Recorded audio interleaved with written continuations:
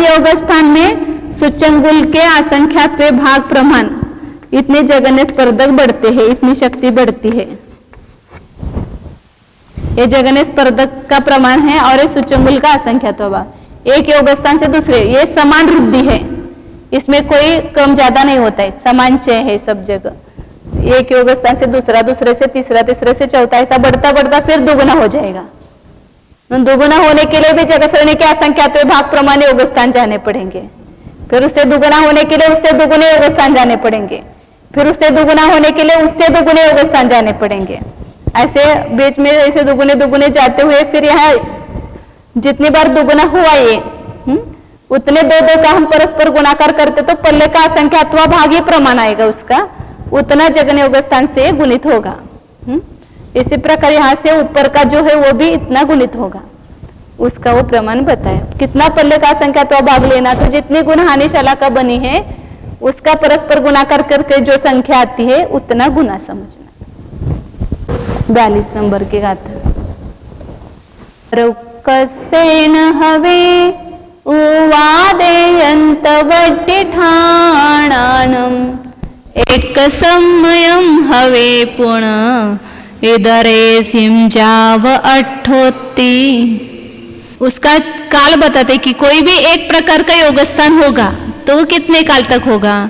तो पहला उपाद योग स्थान है, तो इसका तो समय एक ही है। तो कोई भी उपाद योग स्थान एक जीव को पहले समय में ही होता है।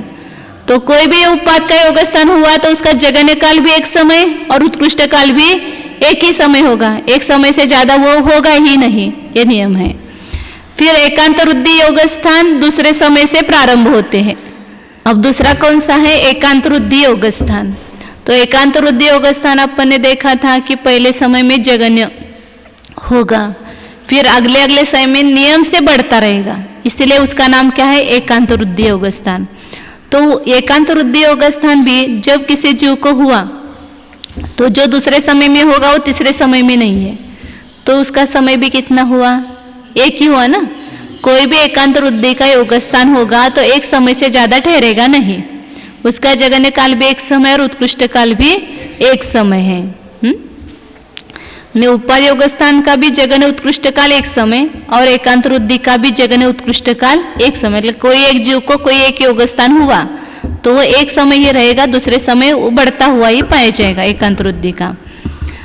अब तीसरा परिणाम योग स्थान है, उसका काल कितना है, तो कि जगन्य से सभी योग स्थान जो है जितने भी परिणाम योग स्थान है एक समय तक रहेंगे, तो जगन्य काल उसका एक समय है। और उत्कृष्ट काल बताया अठोत्ती, 8 समय तक है, लेकिन 8 समय तक सभी योग स्थान नहीं रहेंगे। कुछ योग स्थान है वो 8 समय तक लगातार रह सकते हैं। मतलब एक कोई भी योग हुआ तो वह योग 8 समय तक रहेगा, ऐसे वो बीच के ही योग स्थान आएंगे। अब उसके अपन योग मध्य रचना करेंगे। कोई बीच के योग स्थान है कि वे 8 समय तक लगातार रह सकते हैं और ज्यादा से ज्यादा काल तक। फिर उसी के अपेक्षा से आगे भेद करेंगे। पर्याप्ति पूर्ण होने के बाद होता है परिणाम योग स्थान। तो अभी जो किसी जीव को परिणाम योग स्थान हुआ तो वो एक समय भी ठहर सकता है या दूसरे समय भी वो रह सकता है या तीसरे। वो अभी सब भेद बताने वाले कि 2 समय तक रहने वाले, 3 समय तक रहने वाले, 4 समय तक रहने वाले, ऐसे उन योग स्थानों में भेद करेंगे। तो उसमें कोई योग स्थान ऐसे है कि 8 समय तक भी रह सकते, वो 8 समय तक रहेंगे ये नियम नहीं, लेकिन वो किसी जीव को वही परिणाम योग स्थान पहले समय में भी सेम हुआ, फिर दूसरे समय में भी वही होगा, तीसरे समय में भी वही होगा। इस प्रकार 8 समय तक एक सदृश ही परिणाम योग स्थान बना रहेगा। हाँ, एक समय बताए ना, कोई भी क्यों, एक का समय हम हवे बताए ना। इधर सिम जावा अठोती, निरंतर की अपेक्षा से आप बोल रहे हैं, ऐसा बोल रहे क्या 2 समय नहीं सब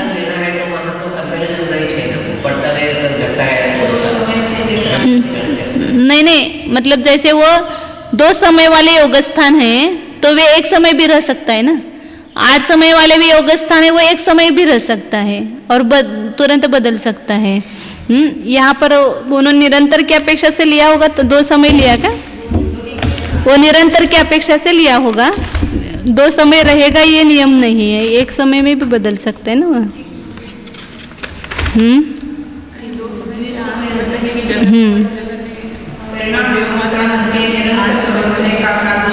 हाँ, तेच निरंतर प्रवर्तने का काल ह्या अपेक्षा ने ते 2 समय लिया है, लेकिन वो 2 समय रहेगा ऐसा नियम नहीं मुझे लगता है। वो 2 समय तक रहने वाले अलग है, 3 समय तक रहने वाले अलग है, ऐसे सब। हाँ, 8 समय तक रहने वाले अलग हैं, लेकिन वो बात सभी के सभी ऐसा मैंने तो समझा। अभी देखते वापस जब आएगा तो उसको। इन्होंने जगह काल वो 2 समय, मेरा मतलब कहने का है कि निरंतर का की अपेक्षा से उन्होंने 2 समय लिया होगा, मतलब कम 2 समय रहा। परिणाम व्यवस्था का व्याख्या क्या है, डेफिनेशन क्या है कि घटता जाएगा अथवा बढ़ता भी जाएगा परिणाम व्यवस्था, तो कम से कम 2 समय तो बढ़े चाहिए, क्योंकि कंपैरिजन फिर अवस्थित रहा ना 2 समय तक। जैसे अभी मुझे कोई भी परिणाम योग स्थान हुआ बीच का, फिर उसके अगले समय में मुझे वही योग स्थान नहीं रह करके बदल भी सकता है ना वहाँ पर, तो फिर 2 समय कहाँ रहा उसका? परिणाम योग स्थान में भी अवस्थित भी रह सकता है। हाँ, वही अवस्थित रहने का ही काल 8 समय हुआ ना, 8 समय तक अवस्थित रहा ना वह, 8 समय तक लगातार वही योग स्थान रहा, फिर उसका बढ़ गया। देखते फिर बाद में और एक बार, टाइम हो गया। अभी यहाँ पर सब 8 समय तक रहने वाले जो योग स्थान है उसका ये करने वाले योगा का रचना करेंगे।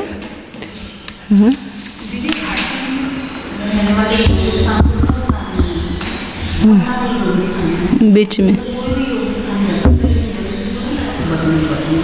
रह सकता है, बदल भी सकता है। मतलब 8 समय के योग स्थान सपोज 1 से 10 है, तो वो 1 से 10 में दोनों का तीनों का रह भी सकता है, समय भी रह सकता है, लेकिन वो आएंगे तो 8 समय के दे पाएंगे। उसको 8 समय वाले योग स्थान कहेंगे, लेकिन वो 8 समय वाले योग स्थान को भी जगह रहने का काल मुझे लगता है कि 1 समय भी होना चाहिए। अब यहाँ देखते वापस मैं थोड़ा देखूंगी। मतलब वो उत्कृष्ट काल 2, 3, 4, 5, 6, 7, 8 ऐसा लिया। हाँ,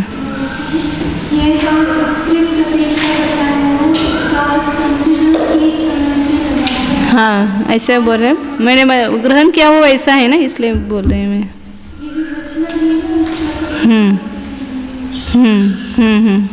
इधर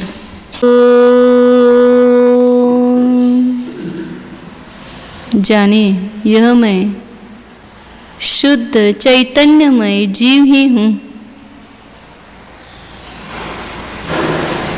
यह मैं केवल ज्ञाता दृष्टा हूँ, करता धरता नहीं हूँ। मैं योग का भी करता नहीं हूँ। आत्म प्रदेशों का परिस्पंदन का करता मैं नहीं हूँ। वह कर्मकृत भाव है, औदैहिक भाव है, और मुझ ध्रुव स्वभाव में औदैहिक भाव का भी अभाव है। मैं निरंतर न्यायक ही हूँ, किसी परद्रव्य का करता नहीं हूँ, शरीर का भी करता नहीं, शरीर के प्रदेशों के हलन चलन का भी करता नहीं हूँ, कर्म का भी करता नहीं हूँ। कर्म का आश्रय स्वयं है, मेरे कारण नहीं है। मैं कर्म के बंध का भी करता नहीं हूँ। मैं कर्म के संवर का भी करता नहीं हूँ, निर्जरा का भी करता नहीं हूँ, कर्म के मोक्ष का भी करता नहीं हूँ। मैं सदा ज्ञाता दृष्टा ही हूँ। देखिए अपने को, ज्ञाता रूप से अपना भाव भाषण कीजिए। यहाँ जो जानने वाली चीज है वह मैं हूँ, जिसमें ज्ञान भरा हुआ है, ज्ञानमय है, वही मैं हूँ। जो क्षणिक रागादि विकल्प है वह मैं नहीं, उन रागादिकों का कर्ता मैं नहीं हूँ। जानिए, सर्व प्रकार के भावों का मैं अकर्ता हूँ, केवल ज्ञाता हूँ। अकर्ता मतलब ही ज्ञाता, ज्ञाता मतलब ही अकर्ता। जानिए, अकर्ता का भाव भाषण ज्ञाता रूप से कीजिए। मैं न्यायक ही हूँ।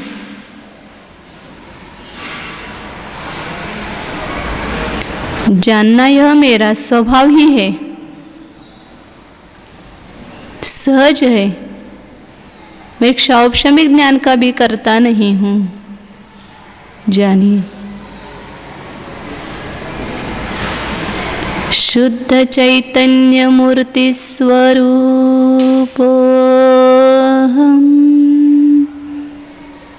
ज्ञानानंद स्वरूपोऽहम्, अकर्तृत्व स्वरूपोऽहम्, अभोक्तृत्व स्वरूपोऽहम्, शुद्धोऽहम्, एकोऽहम्, ध्रुवोऽहम्।